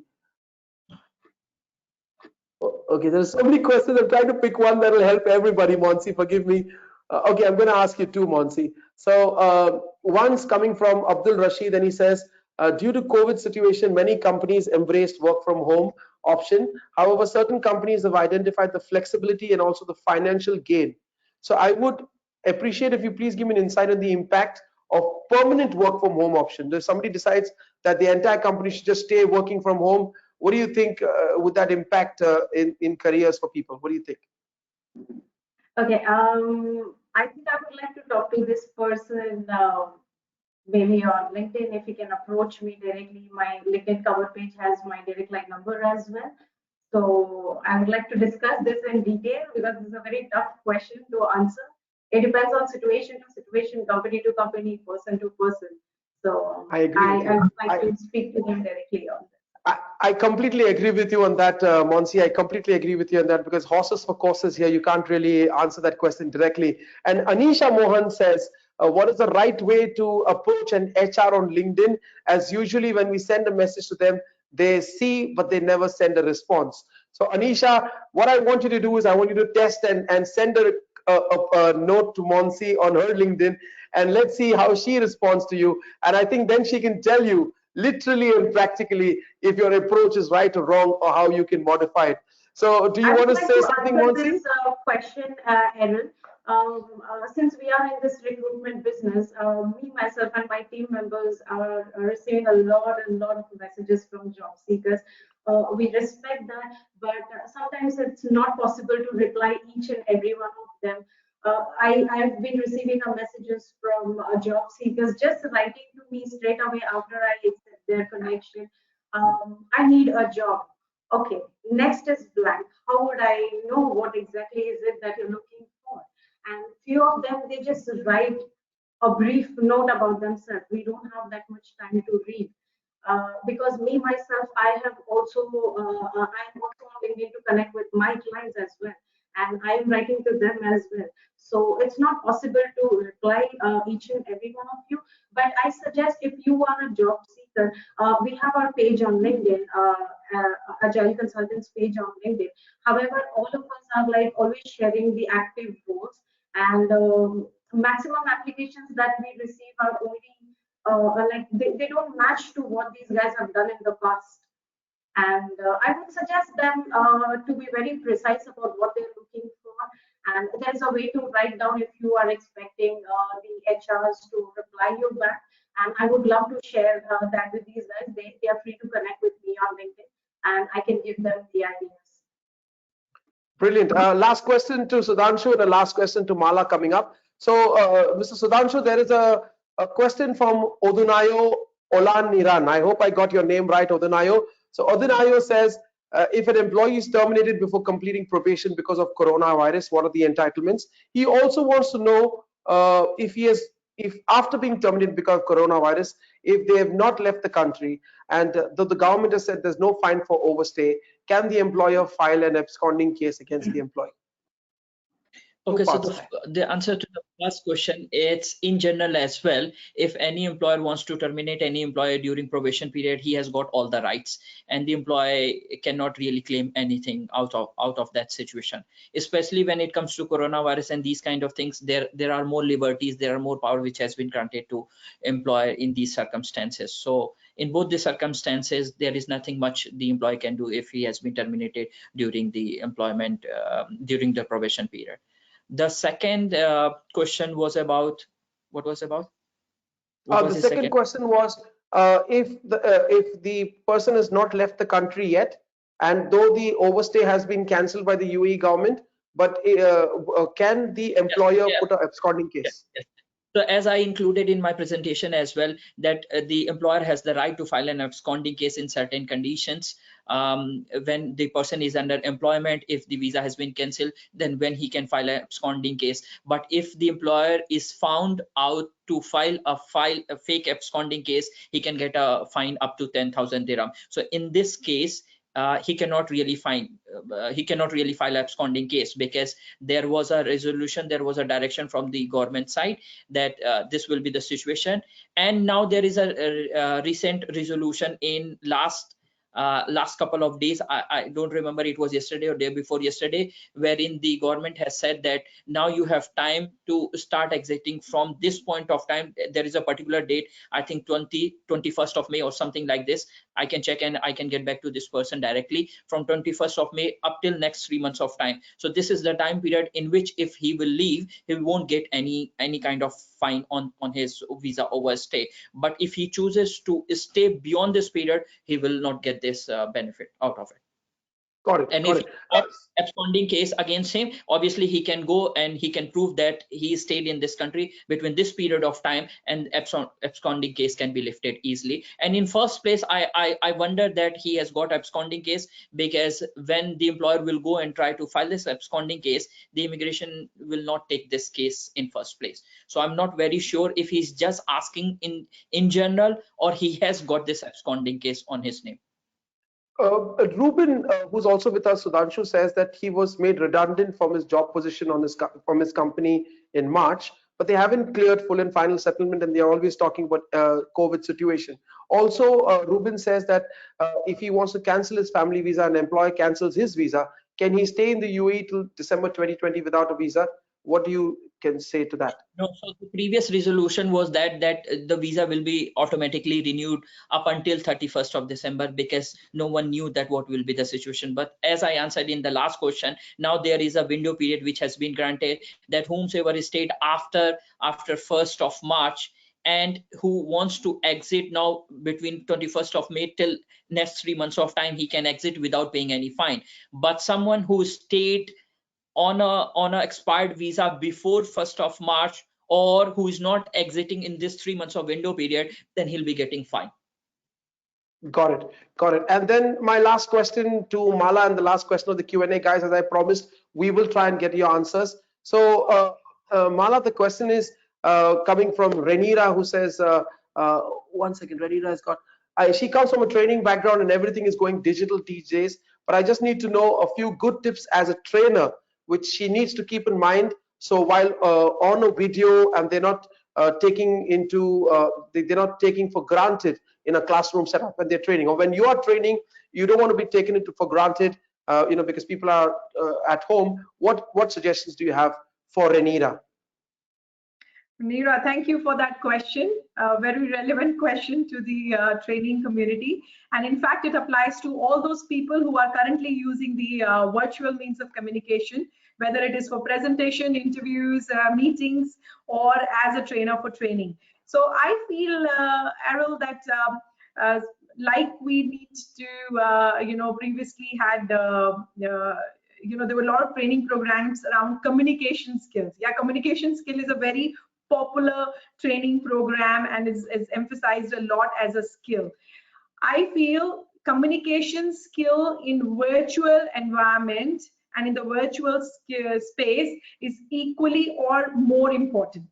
So as a trainer specifically, the things you need to make sure is that you are mastering your virtual communication game. Some of the elements that would cover under this would be ensuring that you're comfortable with the camera, you have the resources that you need, you have a good mic, you have a good webcam. So as a trainer myself, I recently invested in a better webcam. I wasn't happy with my laptop webcam. So, make sure you have all the required resources to facilitate on the virtual background. Make sure you equip yourself with good knowledge on how to use these different platforms, whether it is GoToMeetings, whether it is Zoom. There is a high need of engagement when it comes to training, isn't it? You want to make sure that it's not a monologue, it's a dialogue. between the trainers and the participants. So lots of techniques that can be used. Of course, they are limited in a virtual environment, but I'm sure still there are so many things that we can do to engage the participants. For example, we just did the polling today. So polling is one of the engagement techniques, right? You can do engagement through chat box, you can do annotation engagement, and lots of other things that you can do even on a virtual environment when it comes to engagement. So having a good knowledge of how to use the platform, what are the different engagement techniques that you can use, having all the resources that you need. I think these are some of the tips that I would give you when operating in a virtual environment, whether you are a trainer, presenter, a leader, or anybody who's using or communicating virtually these days. Brilliant. So thank you so much. And guys, as I said earlier, we are running out of time. So I wish we could go on. There's so many amazing questions coming in, so many valuable questions that are coming in from all our our speakers right now, from our attendees.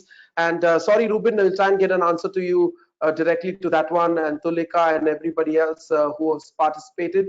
So on your screens right now, everybody, all our attendees on your screens right now, you can see the social media handles for our company, Pure Magic and Ticket Magic. What we want you to do is, in case you've not got your question answered and you've not had the opportunity to note down our panelists' social media handles or their email addresses, you can write to us, send us a message, drop us a link or anything, or share with us also your feedback.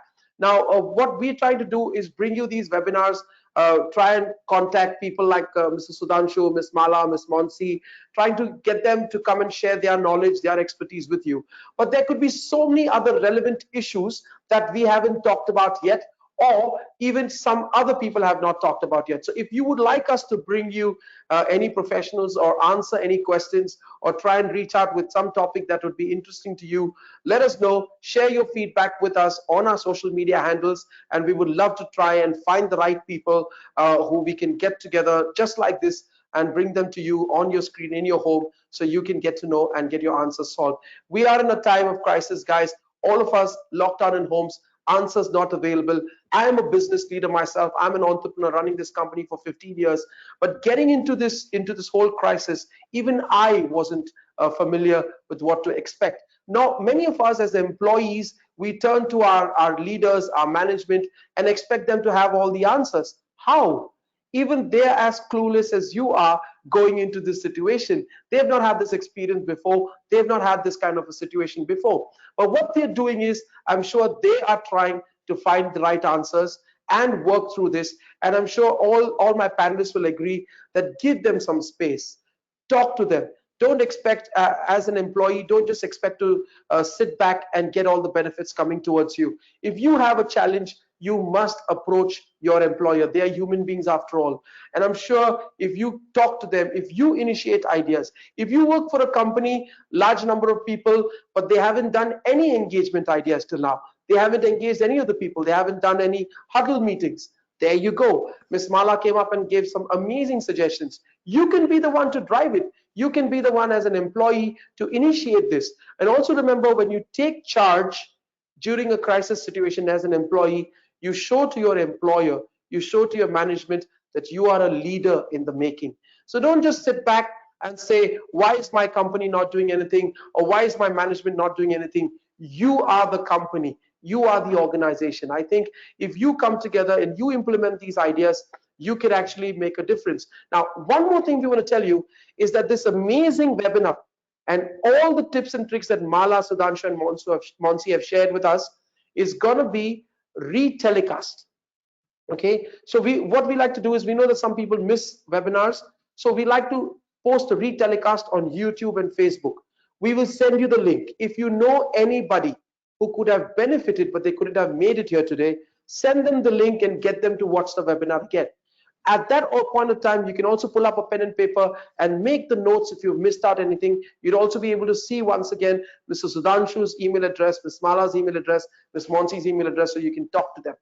Guys, connect with us. We are here to help you. All the attendees, we're here to help you. We're here to support you. I would like to thank our panelists in a very, very big way. Thank you, Ms. Mala Malhotra, for joining us. Thank you, Sudhanshu Singh. Thank you, Monsi Rodriguez. You have spent your valuable time with us this evening. God bless you.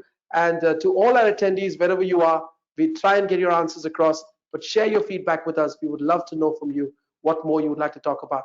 Thank you. And this is us signing off and wishing you very, very best, and hope we can get through this COVID situation collaborative together as one big family. And Ramadan Kareem, and wish you all the very best of Ramadan. Thank you very much, and do take care of yourself. And just before I go, I would like to let you know that next week, Webinar Tuesday, that's going to be our brand. Every Tuesday, we're going to come up with some amazing webinars. Next Tuesday, Webinar Tuesday, we're going to talk about e-learning. So we've come to know that parents are pulling their hair out, teachers are pulling their hair out, kids don't know where to go.